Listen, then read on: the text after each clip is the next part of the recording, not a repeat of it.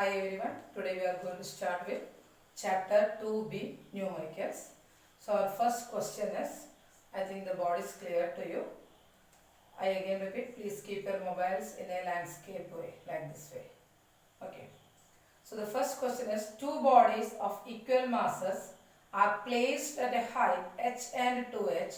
Find the ratio of their gravitational potential energies. We are asked to compare the ratio of gravitational potential energy. So the gravitational potential energy or the potential energy formula is mgh. We have two masses A and B. So the first body A, the potential energy will be mgh, and for the second body B, it is mgh. Now we are going to substitute. It's given in the question. Same mass.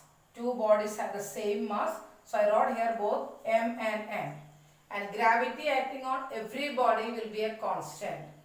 So the G also is a constant. But here it is given the height. Height is different, that is h and 2h. So here I wrote h, 2h. Now you know to cancel. LHS is equal to RHS. M and M get cancelled. G and G get cancelled. Now the remaining is 1h. H means our 1h is to 2h. Now we got the ratio, it is 1:2. So the gravitational potential energy, ratio of gravitational potential energy of two bodies is 1:2. Okay. So the second question is, find the gravitational potential energy. Here you are asked to find gravitational potential energy, that is mgh, of 1 kg mass. Mass is given 1 kg, kept at a height 5 meter. Height h is equal to 5 meter above the ground if g is equal to 10. So it's direct question. Mass, height and gravity is given. Directly substitute the values. P is equal to mgh. Potential energy is mgh. 1 into 5 into 10, you will get 50 joule. Okay. So this is simple application. Now question number 3. A box of weight 150 kgf has a gravitational potential energy stored in it equal to 14,700 joule. Find the height of the box above the ground. And here G is given 9.8. So actual value of G, acceleration due to gravity, is 9.8. But if in the question it is given, you are free to take 10, then you can substitute the value as G is 10. But if it is specified, you should take G is equal to 9.8. So here we can see the question. Mass is given 150 kgf. And this kgf, it is a confusing question. Here it is written a box of weight 150 kgf. Weight. But don't misunderstand, it is not the weight. It is mass itself, because you can identify whether it is weight or mass from its SI unit. Kgf is not the SI unit of weight. Weight. SI unit of weight is Newton. But here it is given kgf. Kg and kgf are the SI units of mass. So if you want, you may write 150 kgf means 150 kg. And gravity is given 9.8. Potential energy is already given 14,700 joule. So here potential energy is equal to mgh.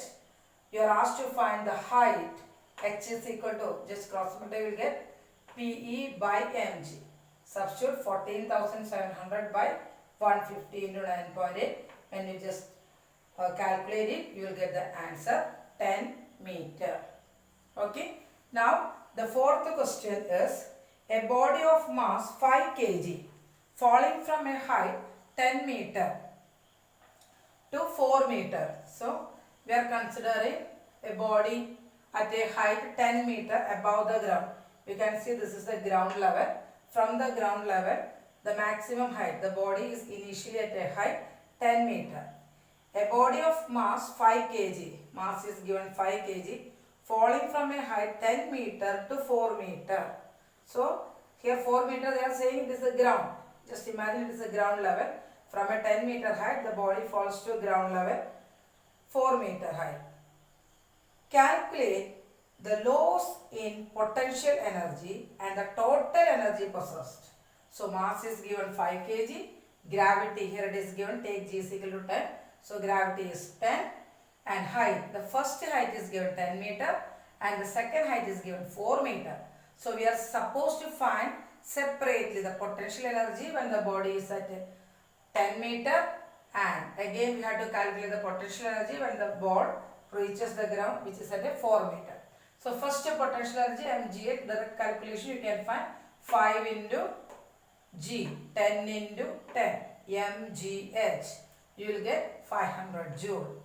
And second potential energy, that is mgh, mass, same gravity, but you can see a difference in height.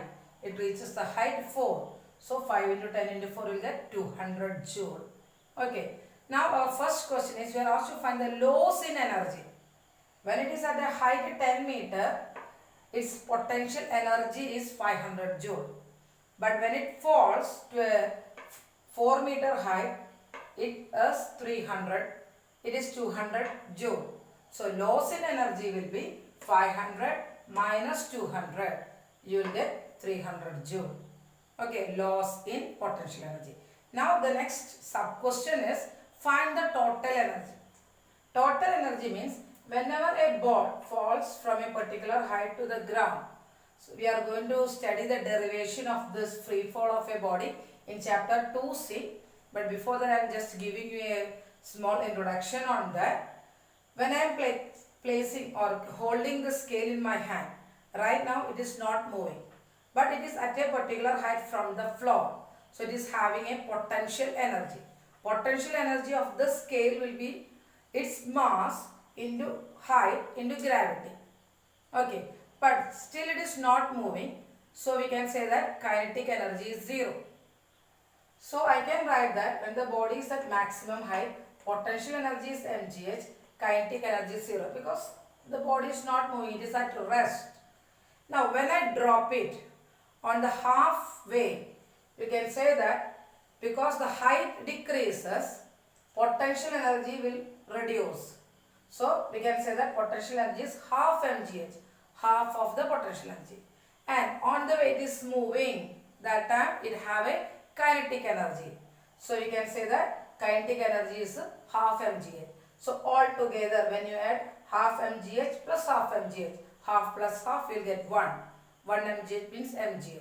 So here also when you add mgh plus 0, you will get mgh. Here also when you add half mgh plus half mgh, again you will get mgh. That is a constant. Here total energy is mgh. Here also when you add total energy is mgh. And once it reaches the ground, at that time potential energy becomes 0. Why? Because the height h is 0, because it touches the ground. Height is 0. So potential energy will be 0. So kinetic energy will be mgh. So the transfer of energy take place from potential energy mgh. Potential energy is converted to kinetic energy.